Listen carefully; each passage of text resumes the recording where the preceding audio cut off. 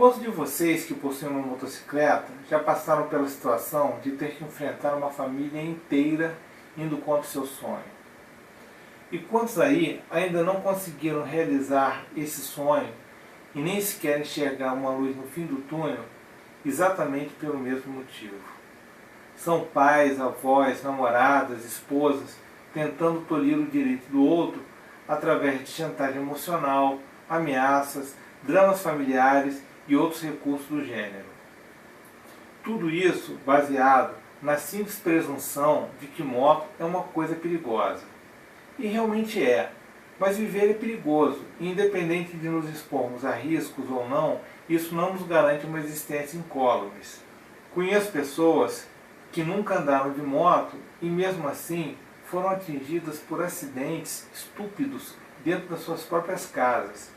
Minha mãe nunca subiu em uma moto na vida dela e mesmo assim morreu precocemente por causa de uma doença chamada esclerose múltipla, para a qual não existe tratamento e nem sequer a cura.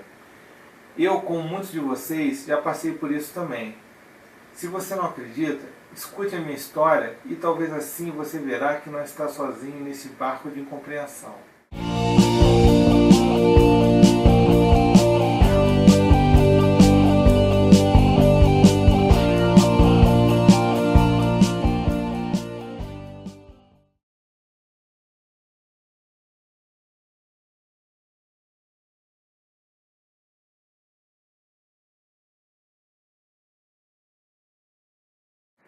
Então, pessoal, como eu falei antes, eu também sofri muita pressão de família, assim, em relação ao uso de motocicleta, e tudo por pura ignorância. E assim, ignorância no sentido real da palavra mesmo, porque assim, as pessoas ignoram os fatos e mesmo assim elas tiram conclusões baseadas em falta de informação e em experiências mal feitas. Na minha casa, o principal disseminador dessa polêmica toda foi meu pai. E vejam vocês, justamente uma pessoa a quem foi permitido realizar essa experiência e que, por outro lado, tentou de todas as formas de impedir que eu a vivenciasse. Bom, deixa eu contar minha história para vocês e vocês vão entender. Até onde eu me lembro, eu comecei a curtir moto quando eu tinha uns 10 anos de idade. Eu ficava vidrado quando eu via uma moto em algum filme. Eu desenhava moto no caderno, eu brincava com motinha de brinquedo e eu cheguei até mesmo a comprar uns livros de mecânica de moto para começar a aprender assim, os princípios básicos. Mas assim, foi quando eu tinha uns 13 anos que eu mencionei essa paixão por moto pela primeira vez dentro de casa. Tinha um garoto da minha idade que morava na nossa rua e os pais dele tinham dado uma push para ele. A push era tipo uma mobilete. E eu, na minha inocência, cheguei para meus pais e pedi para eles me darem uma. Galera, a coisa quase chegou ao nível do traumático, por causa do ataque que meu pai deu. Ele literalmente gritava e berrava sobre os males e perigos de uma motocicleta, como se estivesse falando de um demônio das trevas. E ele dizia que aquilo era um veículo assassino e mais um monte de absurdo do gênero. Em um dado momento do faniquito, ele me suspende a perna da calça e mostra uma cicatriz na canela e fala assim para mim: "Isso aqui que foi a motocicleta". E desse dia em diante não se podia mais falar a palavra motocicleta dentro de casa, que ele já começava o discurso dele, aquele falatório doido, e o ponto alto era sempre quando ele mostrava a tal da canela. E na real, a tal cicatriz nem era tão grande coisa. Tanto que, mesmo com 13 anos de idade, eu nem fiquei impressionado com aquilo. E era muito mais drama do que qualquer outra coisa. Mas de onde foi que saiu isso tudo? Bom, o meu pai teve um veículo chamado Lambretta. E pela única foto dele montado nela que eu me lembro de ter visto, era um modelo D, que era o modelo assim, mais basicão de todos. Para quem não está ligado do que eu estou falando, está aí uma foto da dita cuja. Basta olhar para esse negócio que já dá para perceber que é uma temeridade.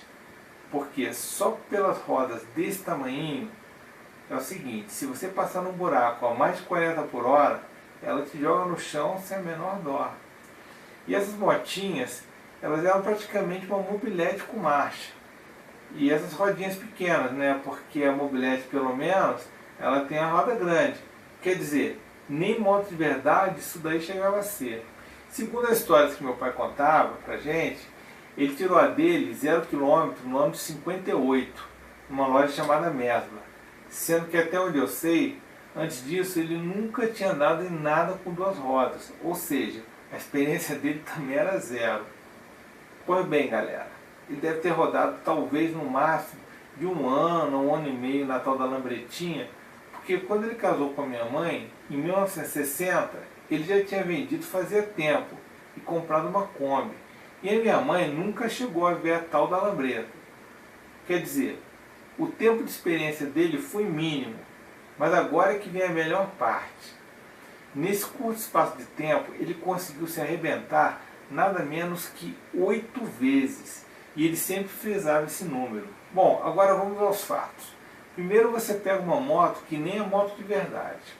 Depois você coloca em cima dela um cidadão que nunca tinha andado antes em nada motorizado com duas rodas. E para completar essa receita, o cidadão sai fazendo todo tipo de doideira possível e imaginável. Porque era isso que ele e a turma de amigos dele faziam. Eles saíam correndo que nem os malucos pelas ruas da cidade, em cima dessas trapizongas, tirando racha. Pelo menos era isso que ele contava. E a verdade é que até com certo ar de orgulho. Resumindo, nem é de admirar que tenha levado tantos tombos. Incrível que eu acho é ele ter sobrevivido para contar a história depois. Mas enfim, seja como for, por causa de uma experiência errada em todos os sentidos, o meu pai desenvolveu aversão em relação a motos, quando o grande culpado, na verdade de tudo, foi o mau uso que ele fazia delas. É a mesma coisa que você entregar uma chave de fenda na mão de uma criança pequena, como se fosse um brinquedo, e na hora que a criança se machucar, daí você passa o resto da vida falando que chave de fenda é a ferramenta mais perigosa que existe. Para mim, pelo menos, isso não faz o menor sentido. Bom, mas por causa dessa situação que eu contei, quem acabou pagando o pato fui eu. Porque meu pai tentou de toda maneira me impedir de realizar a minha própria experiência. Como assim, se eu fosse repetir todas as besteiras que ele fez. E não adiantava falar, explicar, argumentar, porque meu pai é daqueles que ele age assim. Quando ele percebe que ele está perdendo uma discussão, ele apela para um golpe baixo. E no caso dele, a apelação era a seguinte: não quero ouvir, não quero saber. Enquanto você morar na minha casa, não vai ter moto, e acabou. Como é que um adolescente morando na casa dos pais vai rebater um argumento desse? Não tem como, né? Bom, e já que era assim, ou seja, que não havia a menor possibilidade de diálogo, eu simplesmente fiz o que todo jovem faz. Eu comecei a andar escondido de moto. Primeiro foi pegando carona na garupa dos meus amigos, que tinham moto, que tinham mobilete. E a primeira vez que eu pilotei mesmo foi uma Yamaha RD50 de um amigo super chegado do colégio, o Leonardo. E se ele estiver assistindo esse vídeo, ele vai lembrar disso. A gente era amigo e andava junto, fazia mó tempão, desde a 4ª série. E quando a gente estava no primeiro ano, ele conseguiu juntar uma grana e comprou essa cinquentinha, meio zoadona, e deu um grau nela. E a moto não tinha nem pedal de partida, a gente tinha que empurrar ela para pegar no tranco. Mas fora isso, a moto era show de bola. E nos anos que se passaram aí, eu andei na moto de um monte de colegas, tanto pilotando quanto na garupa, mas ainda ia levar um bom tempo até eu criar coragem para comprar minha primeira moto, que veio a ser uma Yamaha RDZ, no ano de 1990. Eu já estava com 24 anos nessa época, e foi também escondido que eu comprei a moto, porque eu ainda morava com meus pais. E apesar deles não me sustentarem, né, de eu ter o meu próprio dinheiro, o meu pai continuava insistindo naquele argumento de que enquanto eu estivesse morando debaixo do teto da casa dele, e ele sempre gostou de frisar bem que a casa era dele, eu teria que viver conforme as regras dele. Fazer o quê, né? Não tinha muito o que fazer nesse caso. E eu só fui sair de casa lá pelos 30 anos, e nesse meio tempo cheguei a ter várias motos, sem que meu pai soubesse, E assim, na verdade eu nem sei se ele realmente não sabia ou se ele fingia que não sabia. Mas pelo menos ele nunca mais me encheu o saco, porque eu também nunca mais falei de moto dentro de casa, justamente para não ter que escutar aquela zoeira toda na minha orelha, né? Um fato curioso, pessoal, é que agora em 2017 eu estou celebrando nada menos do que 36 anos de motociclismo seguro, desde que eu sentei no banco de uma moto e pilotei pela primeira vez na vida. Na época eu tinha 15 anos e agora eu estou com 51 e, portanto, essa aí é a conta, né? Ao longo desse tempo eu nunca me acidentei e olha que o trânsito de hoje, mesmo de quando eu era moleque, já era umas 100 vezes mais intenso do que no tempo do meu pai. E as motos que eu tive eram bem mais potentes que a lambretinha dele lá. E mesmo assim, eu já estou chegando aí a quase 4 décadas, completamente ileso, enquanto meu pai lá conseguiu a façanha de cair nada menos do que 8 vezes em pouco mais de um ano.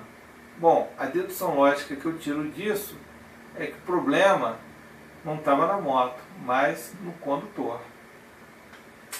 Mas o fato, pessoal, é que todo mundo acha que o que ele pensa a respeito de um assunto é verdade absoluta e que todo mundo está errado.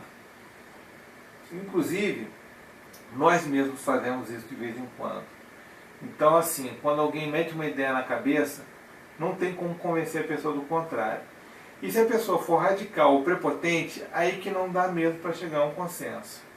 Infelizmente, não tem nada que eu possa fazer para ajudar vocês nesse sentido. Quer dizer, não tem como eu lhe dar um conselho tipo, faça isso ou diga aquilo que vai funcionar com a sua família. Porque cada caso é um caso. O meu jeito foi andar de moto escondido e depois chegar até ter que possuir moto escondido, até o dia que eu pude sair da casa dos meus pais. No meu caso, eu fazia isso porque meu pai era uma figura assim, muito prepotente e agressiva e sempre fez questão de criar uma aura de medo dentro de casa. Ele estava sempre falando as coisas em tom de ameaça, com agressividade, levantando a voz por qualquer coisa e querendo ganhar sempre no grito. E só quem cresceu num clima desse sabe como isso pode ser, de certa forma, assustador para uma criança e as marcas que deixa dentro de você até depois que você cresce. Em segundo lugar, tinha outra questão. Eu sempre tive assim, um senso de justiça muito forte dentro de mim. Então, para mim, de certa forma, fazia até sentido que estando dentro da casa dele, eu tinha que seguir as regras dele, por mais absurdo que elas fossem. Em terceiro lugar, eu sabia que qualquer conflito ali iria de alguma forma acabar respingando na minha mãe, e achava que isso não valia a pena. Mas enfim, eu conheço gente que saiu de casa, gente que cortou relações com a família, e até gente que terminou namoro e noivado por causa de moto. Por outro lado, eu sei de gente que com um pouco de jeito conseguiu levar os familiares na conversa e convencer todo mundo. E sei também de gente que preferiu até desistir do sonho e esquecer de ter moto. Pois bem, galera, contrariando aí todos os outros vídeos que eu costumo postar para vocês, em que eu sempre trago alguma informação técnica, algum ensinamento útil para ajudar aí nos cuidados ou até mesmo na condução da sua moto, dessa vez eu estou trazendo um vídeo, por assim dizer, meio que inútil, porque realmente, como eu disse, não tem como ajudar muito nessa questão. Mas mesmo assim, eu resolvi fazer o vídeo para compartilhar com vocês a minha história, a minha experiência, de forma que vocês vejam que até mesmo os motociclistas mais antigos e mais experientes já vivenciaram uma situação parecida com a de vocês. E com isso, de certa forma, prestar aí a vocês a minha solidariedade a todos aqueles irmãos e irmãs que desejam realizar o sonho de ter sua moto, mas que se veem impedidos pelos radicalismos dos seus familiares. A única coisa que eu posso dizer para vocês é o seguinte: não deixem que a cabeça dos outros norteie suas vidas. Se você tem o sonho de comprar uma moto, acalenta esse sonho e não deixe ele morrer. Pode ser que você tenha que esperar um pouco, talvez até adiar por algum tempo aí essa realização, mas eu garanto que se você persistir, um dia essa hora vai chegar. E eu deixei para vocês todos os meus mais sinceros votos que vocês consigam superar essas dificuldades familiares aí o quanto antes e realizar o sonho de vocês. Obrigado por assistir, até o próximo vídeo e boa sorte!